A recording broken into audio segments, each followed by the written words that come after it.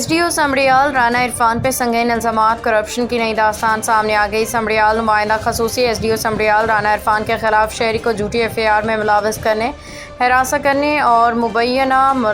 Corruption کے سنگین الزامات سامنے آ گئے ہیں۔ متاثرہ شہری رانا قربان کے مطابق ایس ڈی او نے ذاتی اناٹ کی بنیاد پہ پہلے اس کے خلاف جھوٹی ایف آئی آر درج کروائی، جس میں سیشن جج نے مکمل سماعت کے بعد شہری کو بے گناہ قرار دیتے ہوئے ضمانت منظور کر لی۔ تاہم الزامات کی حد یہیں نہیں رکی۔ رانا قربان نے مزید دعویٰ کیا کہ جھوٹے مقدمے کے بعد بھی ایس ڈی او باز نہ آیا اور انتقامی کارروائی کے طور پہ 43,560 روپے کا تصحیح شدہ بجلی کا بل ڈال کے اسے مزید ذہنی اذیت کا نشانہ بنایا گیا، حالانکہ مذکورہ میٹر آج تک اس کے گھر پہ نصب ہی نہیں کیا گیا۔ شہری کا کہنا ہے کہ وہ اس معاملے کو اب اعلیٰ عدلیہ یعنی ہائی کورٹ میں لے جا رہا ہے تاکہ انصاف کے تقاضے پورے ہوں اور ایسے افسران کے خلاف